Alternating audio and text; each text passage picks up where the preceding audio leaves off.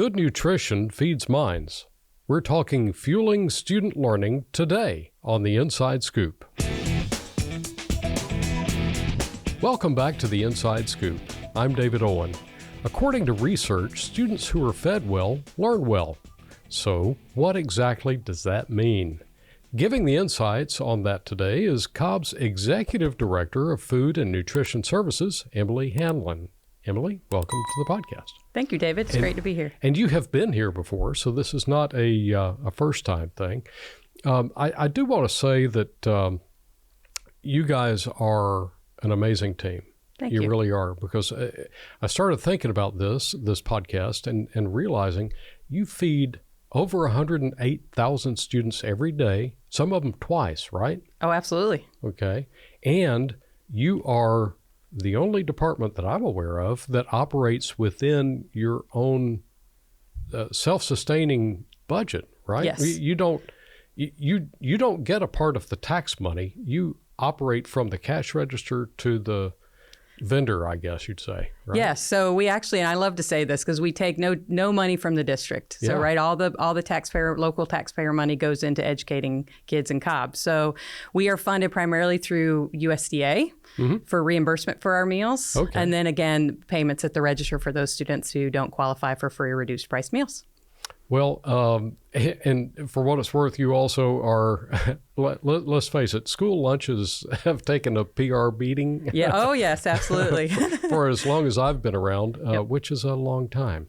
But you guys have kind of changed the game. We like to push the boundaries so that we provide the best for our students. Okay. What makes Cobb Schools lunchrooms, if you will, or cafeterias, I should say, different from other either school districts or lunchrooms of the past? Okay. Well, I will tell you, one of the things I always tell people is I look at it, what we do is we're the largest chain restaurant in Cobb County. Oh, my goodness. Right. Yeah. So while we have 107,000 students, they can choose not to eat with us. So if we're not putting out high quality food, that is what I love the restaurant term of craveability. So we're always looking to improve craveability, just like a restaurant would. Yeah. But customer service is important. Cleanliness is important. Quality, like the value of what you get for your money, is important. So we really look at our program not just through the school nutrition lens of we have certain guidelines to meet around financials and nutrition quality and those types of things, but we also look at it like we're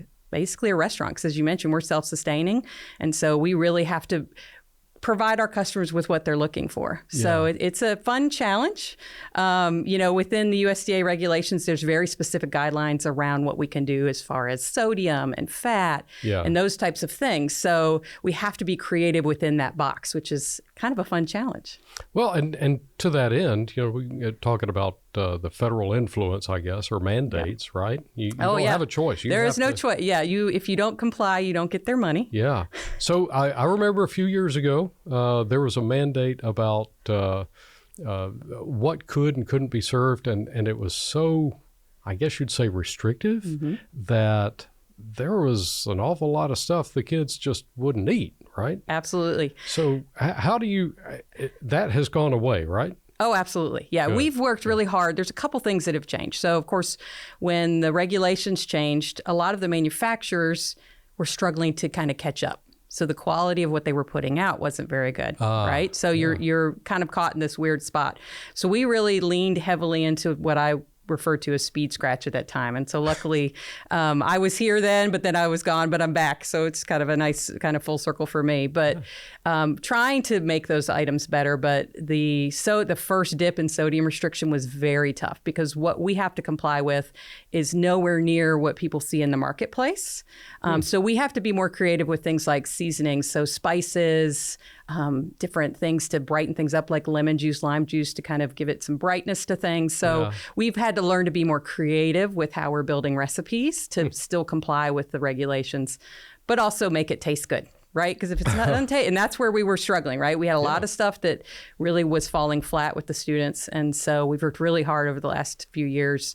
At this point, we actually have a district chef who works in partnership with our registered dietitian to kind of find that right balance, right? So it's tasting good, but it's also meeting those regulations. Oh, no, that's brilliant. I know a lot of restaurants will actually, not just the chef, like if you have a franchise restaurant, they're developing recipes and all that sort of thing back at HQ, I guess. Yes, yep. And then rolling that out into their various locations. And you guys are doing something similar? We do very similar. That's so cool. we have That's a test really kitchen cool. in our central office at the Kennesaw warehouse. Okay. So we start there by developing recipes, but we also have 10 schools that function as what we call FNS test kitchens. So as we're developing recipes, those kitchens will try those recipes. They actually bring students in. They do taste testing. They get feedback from students. They bring that back to the dietitian and the chef. We tweak the recipe again. We do some work. Because sometimes, it doesn't have enough salt or it doesn't have enough whatever the spice or flavor we're trying to go for. So we really try and make it an interactive process with our students to get that feedback. Kids could, the adults could love it. Absolutely. And then kids absolutely not like it. Yes. So, and what's interesting, our kids are so much more knowledgeable about food than they've ever been.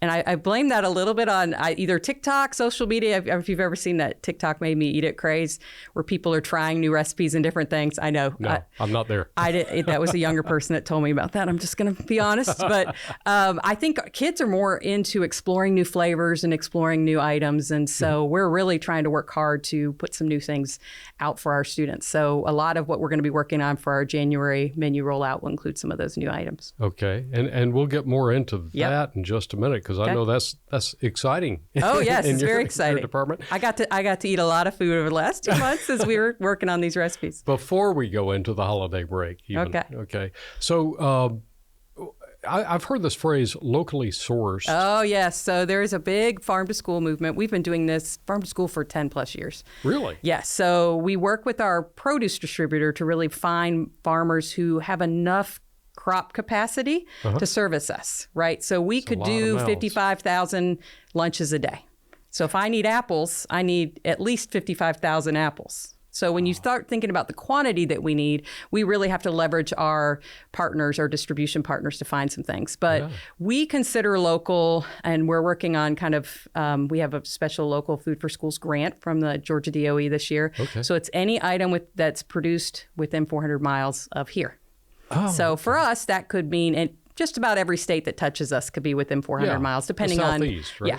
Depending on where, it's not going to be Miami-Dade area, but it could be North Florida. There's a lot of produce in North Florida. There's a lot of produce in Georgia. As you know, agriculture is a big part of our Georgia economy. So, we do a lot of just sourcing different things and finding stuff. But 400 miles is kind of our current standard. And we do a lot of produce. So every month we are highlighting 2 different produce items. So like August, first couple weeks of school, we did fresh watermelon. That actually came out of North Carolina, which was great because kids love watermelon. But we were getting whole watermelons. We're cutting them up, cubing it, serving it out to the students. Yeah. September, we did tomatoes and cucumber. October was really fun because we did bell peppers. And we did a special stuffed bell pepper recipe as an entree. Oh. We weren't sure. We thought, the adults will be excited and the kids will be like, no, thank you, ma'am. Yeah. And they were so excited. We had schools that were scrambling to make more because we had so many students excited to have that it's a very home style recipe, right? We took a fresh bell pepper, we cut it open, we did all the, made the meat, stuffed it, baked it. And the feedback was fabulous from the kids. So but again, those were Georgia bell peppers that we were able to use. So lots of produce, but we do other things as well. So we did a hot honey and pimento cheese chicken sandwich, kind of like a local restaurant did. Yeah, I was going to say that sounds familiar. So, but the pimento cheese came from a dairy in South Georgia. We actually are doing local honey right now. I'm trying to think of our chicken. All our chicken comes out of Gainesville. So if you think about the volume of kids we're feeding, it has such an economic impact for the state of Georgia and the Southeast for us to be able to do that. But then environmentally, we're not having trucks driving from California, shipping produce to us. The quality is better because it's fresh. Yeah. There's so many benefits to that. And what's nice is every time we serve these things, we educate the students about where it comes from. So there's information about the local farm that it was farmed at or the produce was provided by. So it's got an educational component as well. And this time of year, I'm thinking apples. Oh, we have been doing apples. Huge, right? So last week of September, we're still doing a weekly Georgia Apple of the Week. So we've done Gala and we've done Red Delicious and we've done, actually Pink Lady is our focus for November. And we're doing an apple I'm going to call it wrong. My menu planner is going to be angry. I think it's cinnamon apple yogurt parfait with it. So it's a breakfast parfait, but it'll have fresh diced apples. Yeah. And we're doing a little cinnamon just to, make it feel like an apple pie, so to speak. So with some granola on top. So it's a great breakfast item, but it's using a Georgia apple. All good stuff. So what is the hardest challenge? What's the biggest challenge in doing a local sourcing thing? Seasonality things, right? So crops are subject to lovely things called weather. Yeah. So, for example, we're planning to do satsumas in December, which is kind of like a mandarin orange. I was about to say, you were like, boy, do I feel ignorant right now. No, it's okay. I'm a food lady. I should know these. Satsuma is what they're called. So, but of course, if we have an issue with rain or drought, sometimes our plans for the year end up being changed because of the fact that the crop that we had planned to get isn't available anymore. Delayed or less production. Yeah. So sometimes we have to change last minute. Yeah. And then we pick things that we know are hardy, right? So we'll do kale in January, and we do a kale Caesar salad year round, but the January kale will be Georgia or local kale. Yeah. So I know going back to the old days of, restrictive menu and requirements and all that, there was a big outcry about how much food was being wasted. Oh, yep. And, kids are never going to thrive if they're not eating food, even if it's great for them. Absolutely. So how have you seen the waste side of all of that change with the change of the menu? So it's a couple things. The students have gotten more comfortable. So, 2010, they rolled out a rule that said you had to pick up a fruit or a vegetable, and prior to that, they didn't.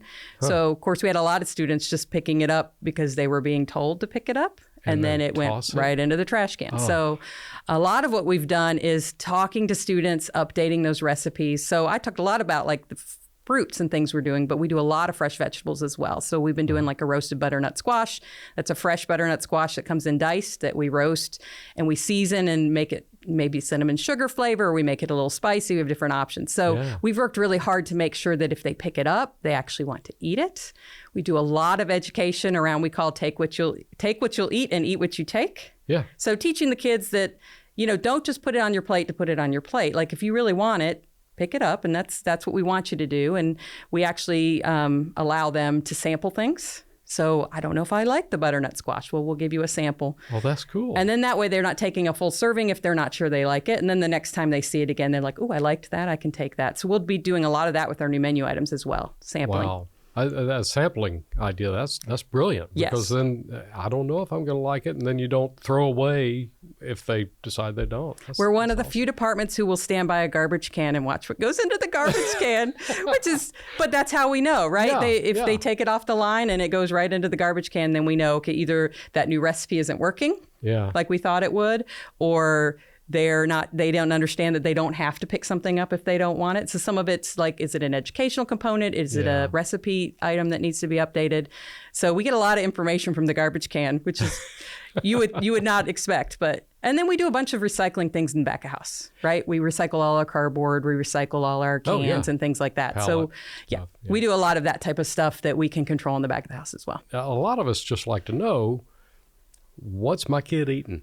Oh, absolutely. So is that information available on your website? Absolutely. I always say parents, we as a department touch the three things parents care about the most: their money, their child, and what food is going into their child. Ooh, very good. So if you think about it, we try to work very hard to make sure either our website or our social media accounts are very active about what's going on, so they can go to our website. So if you go to cobbk12.org/food services, you'll go right to our page. There's a ton of information there. But if you don't see what you're looking for, I always tell parents, email us, meals, MEALS, at cobbk12.org. We'll respond within 24 hours if you have any type of question, whether it's your student has a food allergy, you don't know how to fill out a free and reduced form, you have a question about that, my child liked the whatever coleslaw, can I have the recipe? Because we've even had those types of emails, right? What a great compliment. Yeah. We love when people ask for recipes. So we happily share them out. Yeah. So those types of, any kind of question you have related to our department, send it there and we will get right back with you. And of course, we will have these links on the podcast show notes. Oh, great. And the description on YouTube. So you mentioned food allergies. I mean, if I were in your shoes, or maybe the cafe manager's shoes, I would just be absolutely paranoid every day about some poor child getting ill from a food allergy. Mm-hmm. How do you manage all that? So 9 times out of 10, where it's really great because the parents will reach out. So if I just encourage any parent, if you have a food concern or a food allergy or even just a food intolerance question, please reach out to us. We have a whole page on our website about what our process is. We can make menu modifications. Depending on what it is, we tend to need a doctor's note to know what exactly the allergy is. We have a registered dietitian on staff who will go through the food labels, look for those allergens, make sure, and she will design a menu specifically for those students. So, for example, we have students who are gluten-free in this county, and we have a special menu just for them, and we provide those specialty products to those schools so they know I'm not going to give this child regular pasta. I have a lentil pasta that I can give that student. It's gluten-free, but that student now has the same option as everyone else. Yeah. It's just a different pasta that they can eat. Yeah, without it looking like, you're different. Oh, you're different. Yeah. And now we do a lot of work to try and make the students feel like they're everyone else. Like it doesn't matter what you're looking for. We have it, and it's just another option. So a lot of, and I'm going back to my, I guess my children's early elementary years. Yes. Right. And we would look on the food account, the meal account, and the money's running out. Why is it running out so fast? Is there a way for parents to be able to stay on top of exactly, like, I know you've got options, right? Oh, absolutely. So the My Payments Plus, there's an app, but there's also a website. They just need to know their student's ID number to sign up. And everything that gets rung at that register shows on that account. So you can see they bought a lunch, and then they also bought, maybe it's Friday, and you said you can have ice cream on Friday, and they bought an ice cream on Friday. Or you told your child you can only have ice cream on Friday, and they bought it on Tuesday as well, right? So as a parent, it gives you the opportunity to kind of monitor that and have some idea. It's also great because it has things like low balance alerts. So you can set it to say, hey, when I'm down to $5 in the account, send me an email so that I know to send some funds. We're one of the few departments that still will take a cash or check at the register. Wow. So while you can pay ahead online via My Payments Plus, if you don't have a credit card or you don't want to do that type of transaction, we will send it with your student. We will take it that way as well. We've had kind of a tough economy going. Absolutely. Inflation's been pretty up there. So I would imagine you're having more free and reduced lunch applicants? We've had probably not more, and I'll tell you, it's interesting. We have more students on free and reduced meals this year. Georgia actually opted into a USDA pilot where we can get the information about students who are on Medicaid. Okay. And if they're on Medicaid at a certain level, then they automatically qualify for free meals at school. So it's allowed us to put more students onto that free meal program through the data provided by the state, right? So it's all this lovely confidentiality. Like if you ask me who, I can't share it with you. That's a very clear line for us. We don't share that information. And there are parents who worry about that, right? They don't want to fill an application because they don't want anybody to know they're going through a hard time. I will tell anyone who asks, no one sees that but the two ladies in my office who process those. Even I don't look at those because that's not my business. That's the way I look at it. They process them and they'll communicate with the parent, let them know what their status is. And if they have any questions, they help them. But yeah, it's a very confidential process. But yeah, they can apply either online. So they go to our website. If they speak anything other than English, Spanish, or Portuguese, we have those applications in I think it's like 12 or 15 languages. So we probably, if English is not your first language and you need some translated version of that, we probably have it. If not, email us at meals in your language and we will figure it out, right? We have opportunities for translation services to help those parents as well. What if somebody wants to join your team in some form or fashion? Do they have to have a culinary degree? We look for people who have a passion for service, who enjoy children, because you will be around children a lot, right? You got to like cooking. But do you have to be a trained chef? Do you have to have a degree in culinary? No. We take folks in off the street who have very little cooking experience, but are excited about serving kids and taking care of kids. And we will absolutely train to whatever degree you need to get you comfortable in a commercial kitchen and getting you taking care of the students. So yeah, anywhere from I've never cooked a day in my life. We have had those folks who I've only ever used a microwave, and now you want me to actually really cook stuff, because we really do cook stuff. It's not just, we threw that in the microwave and put it on the line. No Kraft macaroni and cheese? No Kraft macaroni and cheese in our kitchens.